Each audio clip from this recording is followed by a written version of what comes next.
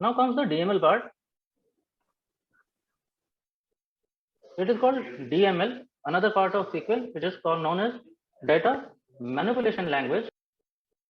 Some things which we will need is, now अभी data मेरे पास है और सपोज मेरे से कुछ गलती हो गई ये डेटा डिफाइन करने में। अब एक तरीका मैं टेबल ड्रॉप कर दूं पूरा, या ट्रंकेट करूं, या पूरा स्कीमा ड्रॉप करूं, doesn't seem like a good idea, क्योंकि ये डेटा तो बहुत छोटा सा है, इसमें देख लो कितना लंबा कोड लिखना पड़ा है ना ये, और इसको एग्जीक्यूट करने में टाइम लगता है। कमिंग टू डीएमएल पार्ट, हमने कुछ मिस्टेक्स कर लिए थे, जैसे हमने डीनो को कैर बना दिया था, वो भी 3 का।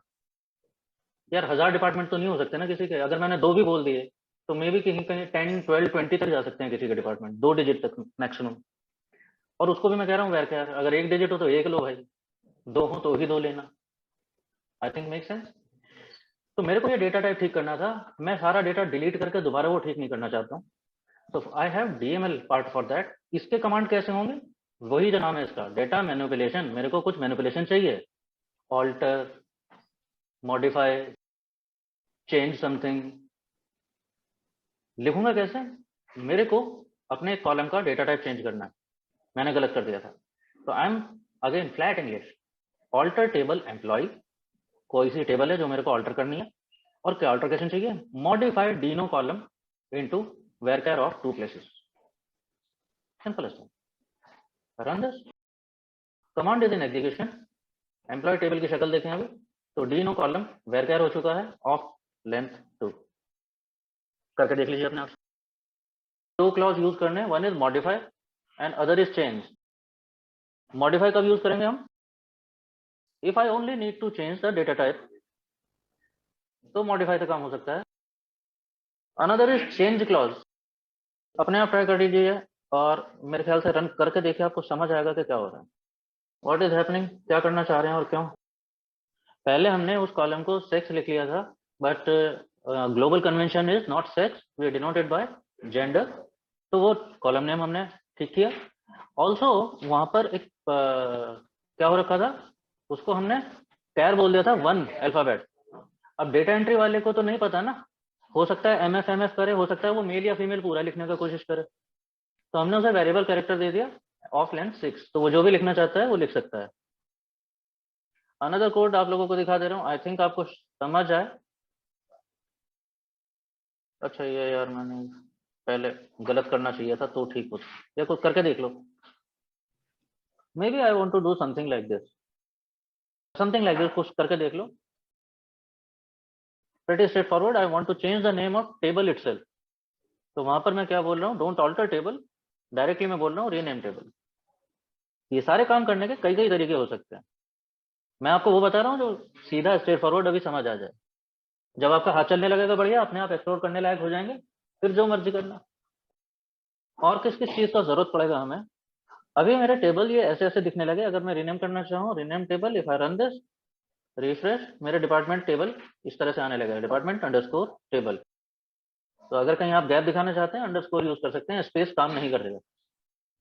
नेक्स्ट इज, देखो अभी हम डेटा यूज कर रहे हैं, मेरे डेटा में मैं चाहता हूँ हर टेबल की प्राइमरी की और ये सब भी एड्रेस होना चाहिए, तो वो हम कैसे ऐड कर रहे हैं, again I am saying alter table department,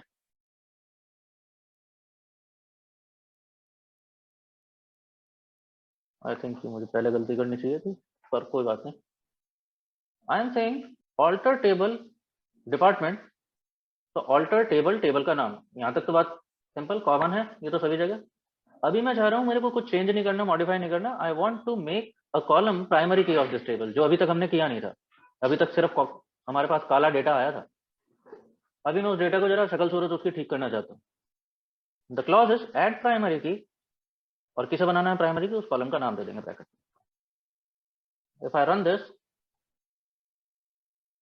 department में हमने कर दिया ऐड प्राइमरी की डी नंबर, लेट्स रिफ्रेश, और अब मैं डिपार्टमेंट पे क्लिक करूंगा तो यहाँ पर आप देखोगे ये डी नंबर वैसे ही हाईलाइट आने लगा जैसे हम देख रहे थे किसी स्कीमा में, देख रहे थे ना कि प्राइमरी की को वो बोल्ड और अंडरलाइन करके दिखाता है।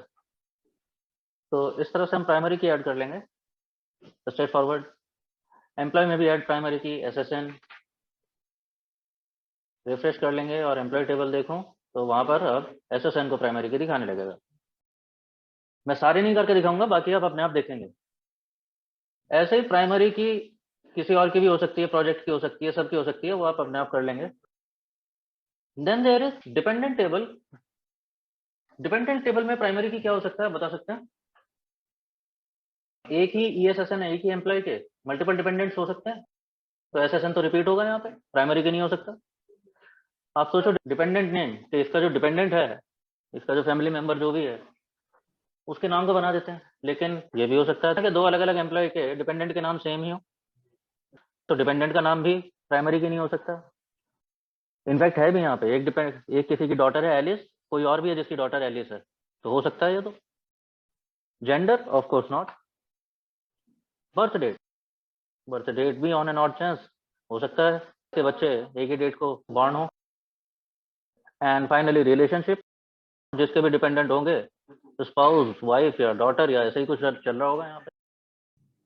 Sometimes we encounter these kind of situations when one column is not possible to be declared primary key. I can declare a combination of columns. I am saying add primary key, and what will be the primary key?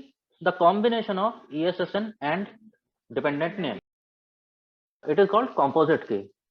मैं कह रहा हूं दो column के combination को, उनको अगर composite कर लूं, उसको प्राइमरी की तरह यूज कर सकता हूं।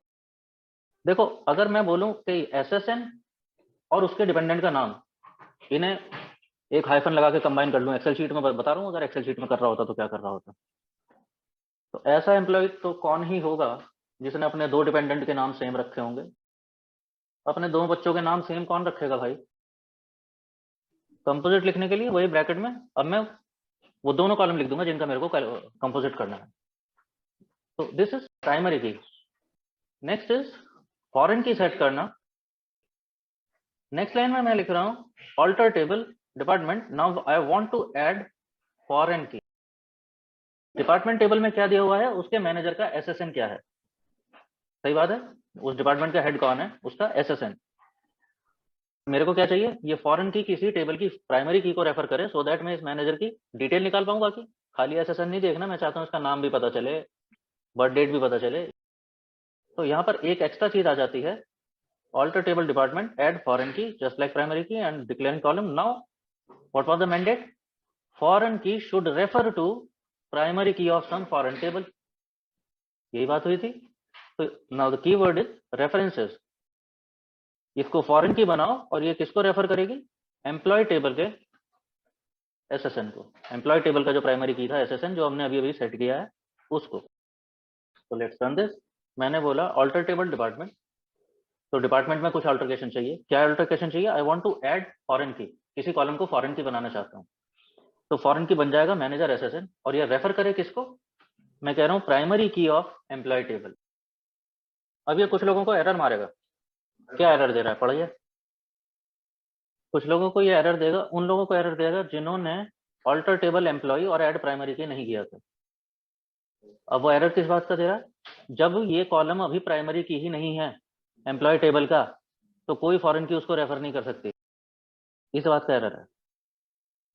डिपार्टमेंट टेबल अगर मैं दिखाऊं, डिपार्टमेंट टेबल में मैंने फॉरेन की सेट किया।